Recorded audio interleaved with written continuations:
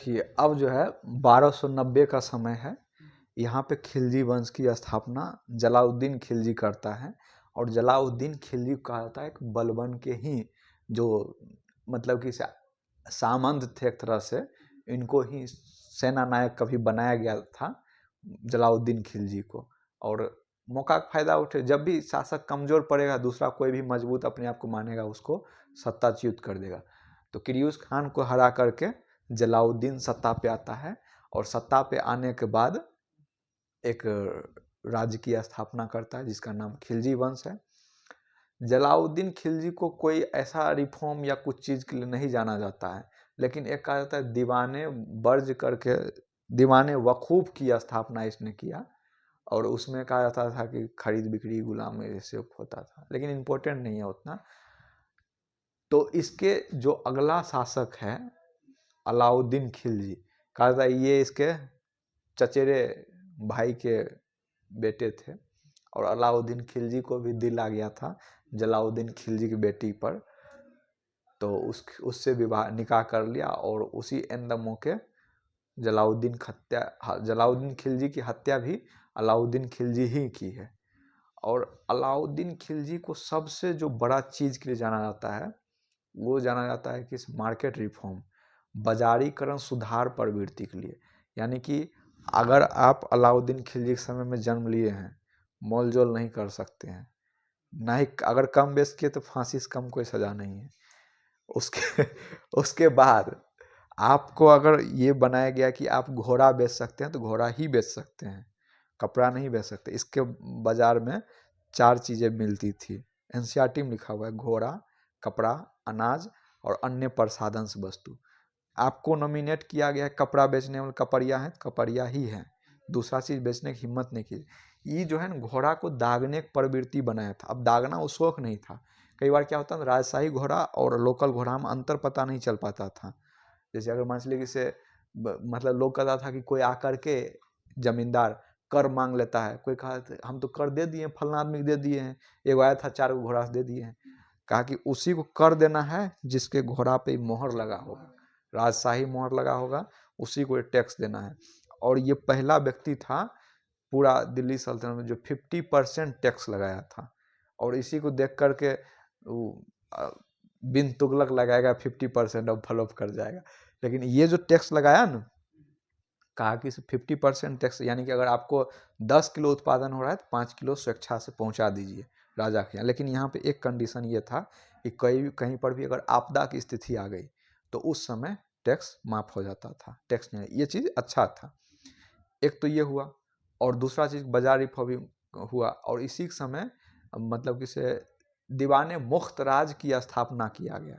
दीवाने मुख्त राज की स्थापना ये किया गया कि कई बार पैसा अधिशेष की स्थिति हो जाता था, धन अधिशेष की स्थिति, तो उस धन को उसमें रख दिया जाता था और उसको फिर बाद में यूज किया जाता था, उस धन को बाद में यूज किया जाता था। तो दीवाने मुख्त राज की स्थापना किसने किया? अलाउद्दीन खिलजी। अब देखिए अलाउद्दीन खिलजी को इसलिए जाना जाता है कि ये एक्सपेंशन पे बहुत ज़्यादा ध्यान दिया, यानी कि से विस्तारीकरण पे। विस्तारीकरण के दौरान में ये दक्षिण तक शासन जीत लिया। और किसके नेतृत्व में? मलिक कफूर के नेतृत्व में। मलिक कफूर इसका दास था और ये शौकिया मिजाज वाला दास था, मतलब ये भी दैहिक संबंध वाला दास था। यानी इसके साथ जो भी चाहता ना अलाउद्दीन खिलजी, जो ऑर्डर देता वो उसको करना था, वो भी काफ़ी कैपेबल था। तो पहला जो अभियान है ना गुजरात के अभियान के दौरान इसको खरीदा गया था और बीपीएससी में से पूछा गया था नुसरत खां इसको खरीद करके अलाउद्दीन खिलजी को दिया था। तो ये क्वेश्चन बहुत गलत हुआ था, हमारा भी गलत हो गया था, क्योंकि जनरली लोग नुसरत खां नहीं समझता है। अब देखिए गुजरात का सबसे पहला अभियान होता है 1298 के दौरान में गुजरात का अभियान शुरू होता है। और ये नेतृत्व इस समय जो नेतृत्व दिया गया था वो उल्गू खां था और नुसरत खां था। ये दोनों को भेजा गया था गुजरात को जीतने के लिए। और गुजरात को जब जीता तो वहाँ बघेल राजा के कर्णदेव नाम के शासक था और कहा जाता है कि उसी की पत्नी थी कमला देवी और उसको खींच के लाया गया। तो मैसेज का उसकी पत्नी बहुत अच्छी है, दो ऑफर दो मलिकाए हिंद बनाएंगे उसे तो ऑफर दिया कि तुमको यहाँ रहना है, या तो मर जाओ या तो तुमको फांसी चढ़ा दिया जाएगा, या तो चलो वहाँ पे सुल्तान का मलिकाए हिंद बनकर। कहा मुझे जीना है, मलिकाए हिंद बनना है, तो उसको मलिकाए हिंद बना दिया। लेकिन अब जो वहाँ पे बघेल के जो शासक था, कर्णदेव नाम था उनका, तो ये दूसरा मैटर हो गया। ये उतना इम्पोर्टेंट मैटर नहीं हुआ। इम्पोर्टेंट मैटर ये हुआ कि सोमनाथ को फिर से पूरी तरीके से चीर हरण किया गया। यानी कहा जाता है कि जो उल्लू खां है वो शिवलिंग को उखाड़ लिया गया और गाय का बलि दिया गया, और गाय के चमड़ा में शिवलिंग को लपेट करके और घोड़ा पे बांध करके जा रहा था। ये सबसे जो बड़ा कर्णदेव के लिए सबसे बड़ा अपमान की बात, उसके पत्नी के लिए चला गया वो अपमान की बात नहीं था वो भी, लेकिन वो सेकेंडरी हो गया। सबसे बड़ा अपमान की बात था कि से कैसे हम मतलब कि हमारे शिवलिंग को इस तरह के मतलब बेइज्जती करके ले गया, हमारे इष्ट देव को बेइज्जती करके ले गया। तो उसमें तुरंत सभा लगा, और कर्णदेव वो बात को भूलते हुए, अपनी पत्नी की बात को भूलते हुए कहा कि कोई ऐसा इसमें है सेनापति या कोई ऐसा युवा जो इस बात को हमें संतुष्टि दे सके कि हम वो शिवलिंग को वापस ला सकते हैं। तो उसमें से एक वीरदेव या वीरप्पन देव नाम था, 22-23 का उम्र था। उसके पिताजी सेना नायक थे, उसी का पुत्र था। तो कहा कि इसे हम जो है लाएंगे शिवलिंग। कहा कि अरे तुम्हारा तो अभी 22-23 है, खेलने धूपने की उम्र है, क्या करने जा रहे हो। तो कहा कि हम लाएंगे शिवलिंग, आप एकदम निश्चिंत रहिए। और जाता है और वीरप्पन देव को मतलब कैंप लगा रहता है वहीं पे, बिना जब वो आक्रमण कर रहा है तो हमें भी उसी नीति के साथ आक्रमण करना चाहिए। वो वीरप्पन देव किया और बहुत कम सैनिक के साथ गया और आक्रमण करके उल्लू खां का जो है मस्तिष्क और एक हाथ में शिवलिंग लेकर आया, लीजिए आपको चरण में। अब तो समझ रहे उस समय जो अलाउद्दीन खिलजी का शक्ति क्या था, जो पूरा भारत को जीत रहा था, उसको एक क्षेत्र के राजा उसके सेनापति को काट दिया। ये तो बड़ी अपमान की बात है। तो अलाउद्दीन खिलजी उधर से लेटर भेजता है कि जाइए, जो हमारे सेनापति को काटा है हम उसको मारेंगे नहीं, उससे संधि करना चाहते हैं, सुलह करना चाहते हैं, लेकिन शर्त ये है कि उस संधि पे आके दिल्ली में उसको साइन करना, हस्ताक्षर करना है सहमति पत्र पे, लेकिन वही आएगा जो हमारे सेनापति को सर धड़ से अलग किया है। अब ये कर्णदेव कह रहा था नहीं नहीं जाओ, क्योंकि जाओगे तो वो मार देगा। कहा कोई बात नहीं, जब इतना नहीं डरे तो उतना डरने की क्या जरूरत है, हम जाएंगे, दिल्ली जाएंगे। और कहता है जब ये इंटर किया वीरप्पन, 22-23 साल का था, यंगस्टर था, और इतना हैंडसम था, इतना हैंडसम था कि अलाउद्दीन खिलजी की बेटी थी, कौन बताओ, फिरोजा, फिरोजा बेगम, वो इसके प्यार में गिर गई। और इस कदर प्यार में गिरी कि वहाँ अलाउद्दीन खिलजी प्लानिंग किया था, जैसे ही हस्ताक्षर करेगा सर धड़ से अलग कर देना है। और फिरोजा को ये बात पता था कि आज जो है माहौल इसलिए उत्सव का है क्योंकि एक दुश्मन का सर धड़ से अलग किया जाना है। तुरंत पिता के जा कही हम इससे निकाह करना चाहते हैं। अब बेटी की बात कैसे नहीं माने, तो फिरोजा के बात को रखने के लिए उसके पिता को भी पसंद आ गया लड़का, इतना तो वीर है, हर चीज़ है, हैंडसम भी है। तो कहा कि आप ऐसा कीजिए, मुसलमान कबूल कर लीजिए, हमारी बेटी से निकाह कर लीजिए, तब आपको छोड़ देंगे, नहीं तो यहाँ से आपको मार के भेज देंगे। तो ये जो है कहा कि ठीक है, विचार कहते हैं। कहा अच्छा विचार करेगा, तू भाग जाएगा तब जाओ, एक इसको ले जाओ, आराम से एक कमरा दे दो, 3 दिन 4 दिन विचारने के लिए दे दो। और पूरा एकदम खातेदारी हो रहा है, समझ, अब तो पाहुन बनेगा, जीजाजी बनेंगे, तो खातेदारी हो रहा है। और एक दिन के बाद है सुबह, मतलब एक चित्रकार आया और एक चित्र को दिखाया जा रहा है। करा ठीक है, बहुत अच्छा चित्र है, दूसरा चित्र दिखाओ, फिर तीसरा दिखाओ, सब में एक ही चित्र दिखा रहा है। कहा कि दूसरा चित्र दिखाओ ना, एक ही चित्र दिखा रहे हो। तो हटाता है वो अपना नकाब, और वही फिरोजा ही रहती है। तब कहती है कि अच्छा आप हैं, तो कह रहे हैं कि आप मुस्लिम को स्वीकार कर लीजिए। तो कहता है आप ही हिंदू को स्वीकार कर लीजिए, क्योंकि हिंदू, वो बघेल राजा हिंदू को बहुत फर्स्ट, जो समझ शिवलिंग के लिए इतना बड़ा कांड कर दिया, वो कैसे एक्सेप्ट कर सकता है मुस्लिम। तो कहा कि ठीक है, वहाँ आया अलाउद्दीन खिलजी के पास, कहता ठीक है हम स्वीकार कर लेंगे, पहले हमको जाने दीजिए वहाँ, पिताजी को मना के, क्योंकि बारात तो वहीं से लाना है ना। तो यहाँ पर आया, और यहाँ पर जो वो शिवलिंग का मतलब सोमनाथ मंदिर को ध्वस्त किया था, तो यहाँ बहुत सारी देवदासियाँ भी थी। अब वो सब वीरान हो गई, किसी को मार दिया, काट दिया, पति को मार दिया। तो इसके पिता जो है ना वचन दे दिया कि तुम लोग परेशान मत हो, तुम सभी का पति हमारा बेटा बनेगा। वचन दे दिया।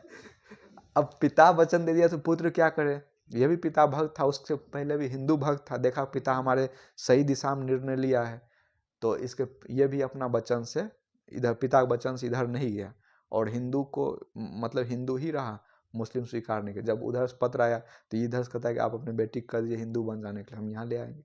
बस कहता है अलाउद्दीन बहुत बर्बरता तरीके से आया और पूरा मतलब कि से गुजरात को अंत कर दिया, एक तरह से वीरप्पन उरप्पन सब का सर धड़ से अलग कर दिया। और जब वहाँ पहुँचा तो फिरोजा को सर दिया, कहा कि लो तुम्हारा आशिक। तो वो मतलब किसी दासी से पूछी कि हिंदू में कोई मर जाता है उसका पति तो क्या करता है, तो कहता है पत्नी भी आत्मदाह कर लेती है, तो जल तो नहीं सकती, यानी सती बन जाती है ऐसा। तो ये नदी में जाके डूब गई।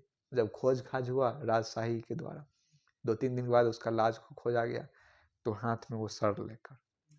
तो फिरोजा का लव स्टोरी इस लेवल का है। और गुजरात का अभियान खिलजी का एक तरह से बहुत बर्बरतापूर्ण कह सकते हैं कि गुजरात को मिलाया, लेकिन पूरा हिंसात्मक तरीके से। उसके बाद रणथोड़ भौर का अभियान होता है। रणथोड़ भौर में कौन शासक होता है? हमीर देव।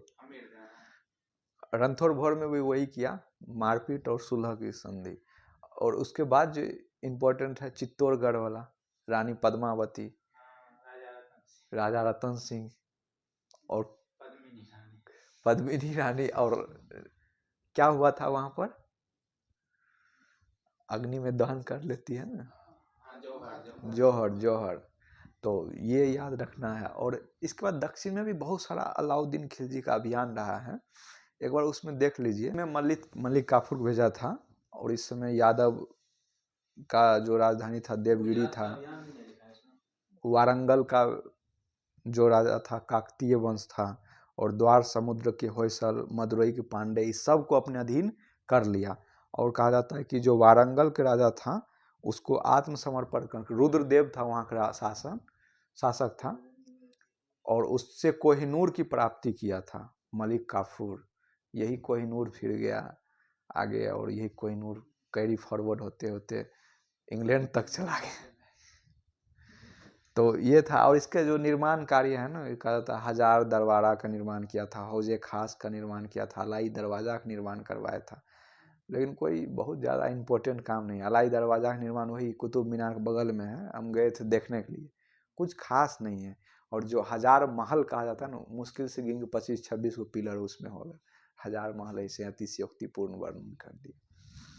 और उसके बाद वो मुबारक शाह बतेबे किए कितना योग्य शासक था, और इतना अयोग्य होने के बाद भी लोग को ये आभास ना हो कि हम अयोग्य हैं, तो फिर क्या ही करना, खलीफा का उपाधि धारण कर लिया कि हम खलीफा हैं, सुल्तान भी नहीं, हम खलीफा हैं। तो इस हिसाब से खिलजी वंश का अंत होता है। और खिलजी देखिए, जब मुबारक शाह को मारा गया, इसके द्वारा किसके द्वारा मारा गया? खुसरो खां के द्वारा मारा गया मुबारक शाह को। तो उस समय जो था गयासुद्दीन तुगलक उत्तर पश्चिमी सीमा पर गवर्नर था, यानी सोकोल की पंजाब सिंध का जो क्षेत्र था ना, वहाँ का वो गवर्नर था। और उसको जैसे ही पता चला कि हमारे शासक बादशाह, शहंशाह, या फिर क्या नाम था, कथी उपाधि धारण के, खलीफा, हमारे खलीफा को मार दिया। किसने मार दिया? तो खुसरो खां। कहा जाता है वैसे ही आया दौड़ के, जिस कंडीशन में उसको काटा तलवार से, वैसे ही काट के हटा दिया गद्दी से, और गयासुद्दीन तुगलक बैठ गया, और हो गया तुगलक वंश की स्थापना। अब तुगलक वंश में गयासुद्दीन तुगलक आता है, फिर उसके बाद मोहम्मद बिन तुगलक आता है, और उसके बाद फिर फिरोज शाह तुगलक। ये 3 प्रमुख शासक, और भी है लेकिन 3 प्रमुख शासक